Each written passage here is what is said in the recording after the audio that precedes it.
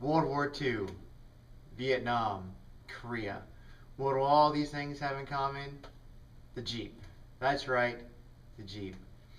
And not just those conflicts, but several other conflicts throughout the history of the world have all had Jeeps involved with them.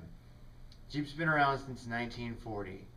And today I'm going to take a little bit of your time to talk about how the Jeep name came to be, how it's changed hands throughout time, and some of the more popular versions of the Jeep that have been around since its inception. Some of the works that have been cited for me to get my information for this speech were Patrick R. Foster's Story of the Jeep and his standard catalog of the Jeep. Also, I used Steve Statham's Jeep Color History. No one really knows where the name Jeep came from. There's several theories about it and how it came to be. Two of the more popular ones are the first being in the old comic strip Popeye. There was a little cartoon character in that comic strip called Eugene the Jeep, and Eugene was known to go anywhere and do anything. And that's kind of how American service members first felt about the Jeep. The other more common theory, I guess you could say, is the Jeep, when it was first introduced to the American service members, was known as a general purpose vehicle, or a GP. And it was said that service members would got lazy on saying GP and would just say GP, and eventually it just became known as Jeep. So now that we've discussed a couple of theories where the name Jeep came from, now we're going to discuss kind of who's held the Jeep name over the history of the brand.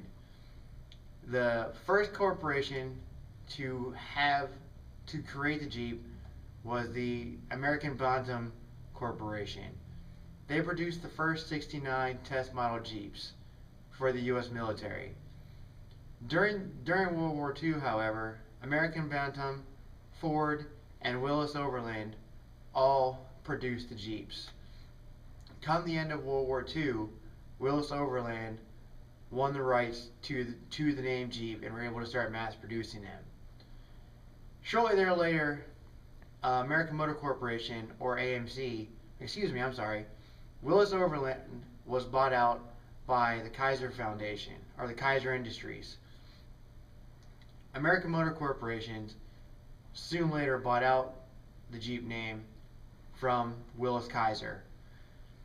In 1987, Chrysler Corporation bought out the Jeep name from American Motors. And here just recently, the Fiat, an Italian car maker, bought out the Jeep name from the Chrysler Corporation. So as you can see, Jeep has kind of been passed along from hand to hand to hand over the course of the last 70 or so years.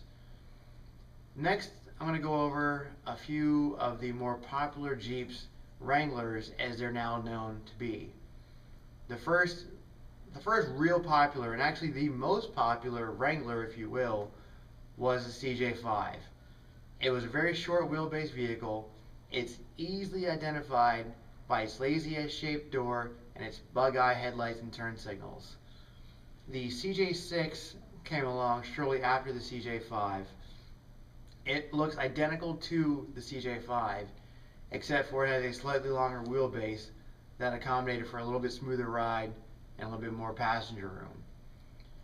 Shortly near the end of the CJ5 and CJ6's time became the CJ7s and CJ8s. The CJ7s and CJ8s had a larger U-shaped door opening, but kept the round bug eyes, headlights, and turn signals of the CJ5s and 6s. The 8, like the 6, was just a longer version of the CJ7. After the CJ7 and CJ8 ran their course in life, came the first, what we known as a Wrangler, which was the YJ. The YJ, by many Jeep enthusiasts, is kind of a disgruntled child, if you will. It's got square headlights, which most Jeep enthusiasts don't like, because every Jeep has ever had circular headlights. So after the Jeep YJ had its run in the limelight for a little while, came the Jeep TJ. The TJ went back to the circular headlights of all of its predecessors, but most of your CJ enthusiasts and older Jeep enthusiasts don't like anything from the TJ Life and newer because it has air conditioning, power steering, and all these things that have become standard options, or standard features, if you will, on a new vehicle. Towards the end of the TJ's lifespan, Jeep did the Jeep LJ or Jeep Unlimited. There's different theories and different arguments, if you will, as to whether or not LJ is an actual name given to the Jeep by the Jeep companies, or if it's just something that Jeep enthusiasts have called it. Finally, we have the Jeep JK, which is the newest version of the Jeep, and you can find it with 2 doors, but most Jeep enthusiasts aren't big fans of a 4-door Jeep. It just seems crazy, and the fact that the Jeep JKs have all these plastic bumpers and fenders, it's not a big fan. Not a big fan amongst enthusiasts. So now that we've gone over, how the Jeeps got their names, the different companies who've owned the Jeep name, and some of the models, just remember that the Jeep has been a huge portion of American history.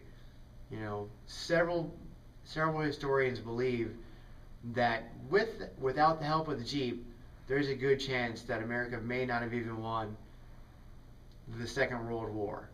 It's just been a huge contributor to our nation and our history.